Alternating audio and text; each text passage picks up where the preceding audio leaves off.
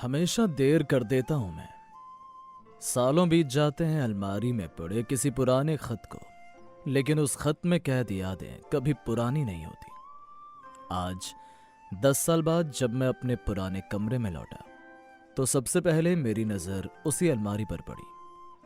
अलमारी देखते ही आंखें अनायास ही आंसुओं से भीग गई। यही वो अलमारी थी जिसमें मैं अपनी सबसे जरूरी और संजोई हुई चीजें रखता था, और इसी के भीतर पड़ा था वो बरसों पुराना खत।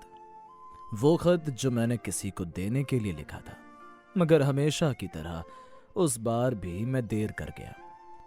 कमरे के बीच खड़ा आरव उस अलमारी को देखे जा रहा था। धूल से ढकी लकड़ी में भी उसके बचपन और जवानी की खुशबू बसी हुई थी। जैसे ही उसने अलमारी खोली, वहां से पुरानी किताबों और कपड़ों के बीच दबा हुआ एक पीला पड़ा खत बाहर गिरा। आरव ने उसे उठाया। उंगलियां कांपने लगी, आंखों की कोरों से नमी टपक पड़ी। उसके साथ खड़ी लड़की अनाया ने हैरान होकर पूछा, आरव, ये खत किसका है?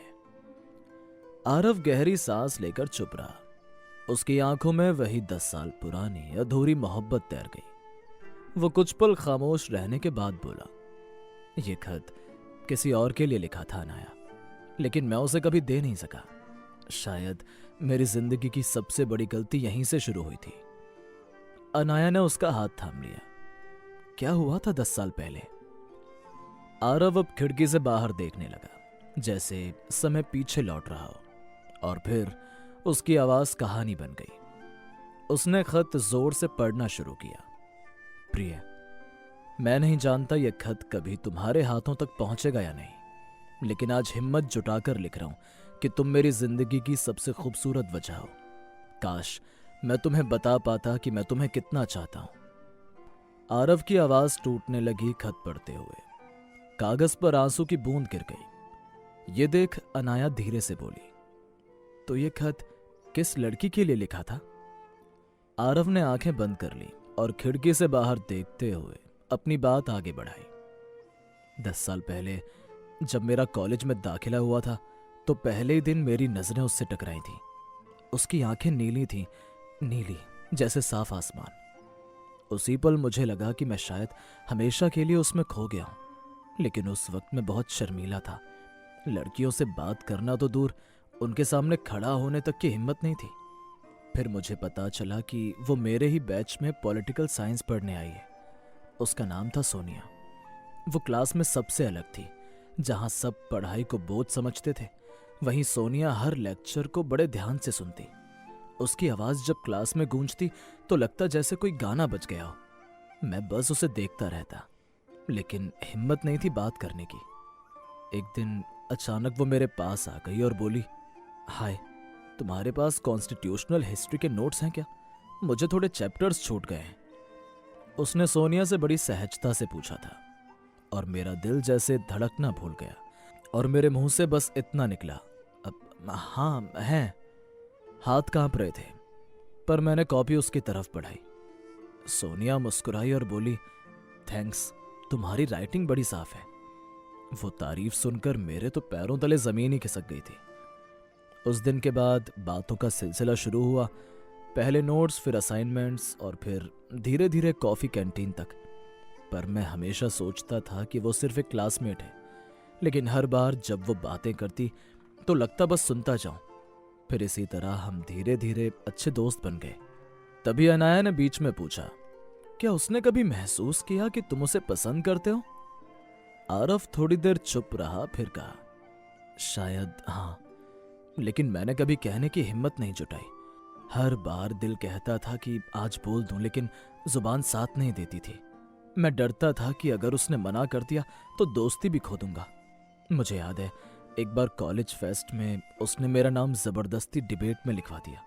मैं बहुत डर गया था, लेकिन उसने कहा, आरव, तुम्हें खुद पर भरोसा करना चाहिए।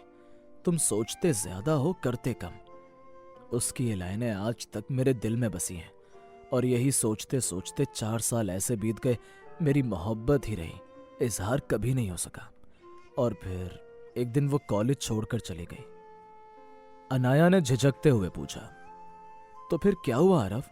तुमने जाने से पहले उसे ये नहीं बताया कि तुम उससे कितना प्यार करते हो?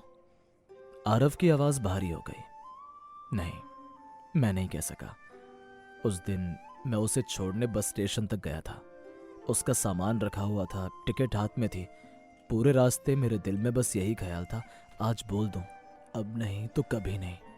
मैंने एक खत भी उसी दिन लिखा था, सिर्फ उसे देने के लिए। लेकिन जब पल आया, हिम्मत ही नहीं जुटा पाया। उसकी आंखें भर आईं। बस जाते जाते उसने मुझे पहली और आखिरी बार गले लगाया। 4 साल की दोस्ती, 4 साल हंसी मजाक, सब उसी एक आलिंगन में सिमट गया और वो चली गई, हमेशा के लिए। मैं वहीं खड़ा रह गया, हाथ में दबा हुआ यही खत लिए। आरव ने कांपते हाथों से खत को फिर देखा। ये वही खत है अनाया, जो मैं सोनिया को देना चाहता था, लेकिन मैं हमेशा की तरह देर कर गया।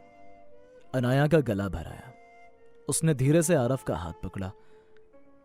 तो फिर क्या कभी उससे मुलाकात नहीं हुई? आरव की आंखों में उदासी और यादों की परतें थीं।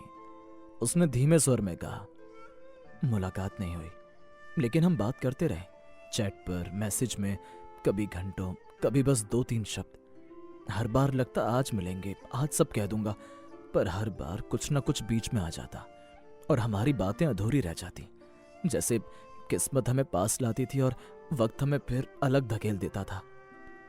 अनाया ने धीरे से पूछा। उसकी आवाज में हल्की बेचैनी थी। तो फिर अब वो कहाँ है आरव? आरव ने लंबी सांस ली। उसकी आंखों में हल्की चमक थी, लेकिन मन भारी था। एक दिन उसने मुझे बुलाया। मेरी धड़कनें पागल हो रही थी, मेरे होठों तक तो शब्द आए ही नहीं थे। दिल ने सब कुछ पहले ही कह दिया था। इस बार मैं बोल दूंगा अपने दिल की बात। मुझे लगा शायद वो भी चाहती है कि मैं बोल दूं, शायद वो भी इंतजार कर रही थी। आरव ने पल भर चुप रहकर अपने हाथ में दबा हुआ खत देखा, लेकिन जब वो सामने आई, मैं ठिठक गया। उसके साथ एक लड़का था। उसके कदम जैसे मेरे दिल पर भारी पत्थर की तरह पड़े। वो मुस्कुराई और कहा, आरव, ये राजीव है, मुझसे उनकी शादी होने वाली है। मेरे हाथ कांप गए। उसी पल मेरा दिल टूट गया। 4 साल की खामोश मोहब्बत, 4 साल की अधूरी उम्मीद, सब एक झटके में रेत की तरह बिखर गया। मेरे हाथ में वही अंगूठी थी जो मैंने उसे देने के लिए तैयार की थी, लेकिन मैंने उसे मुट्ठी में दबा लिया और झूठी मुस्कान के साथ बस कहा, कांग्रेचुलेशन सोनिया। और फिर मैं वहीं से मुड़कर चला आया। पीछे पलट कर भी नहीं देखा। बस उस पल में मेरी दुनिया की सारी खुशियां खो गईं। आरव की कहानी को सुनकर अनाया ने उसके हाथ को कसकर थामा। उसकी आंखों में आंसू थे। कभी कभी प्यार सच में वक्त से हार जाता है आरव, लेकिन मलाल ये रहा, काश तुम देरी नहीं करते। आरव ने खिड़की से बाहर देखा। हवा चेहरे को छू रही थी और वो मुस्कुराते हुए धीमे स्वर में बोला, शायद मैं हमेशा देर कर देता हूं अनाया, हमेशा।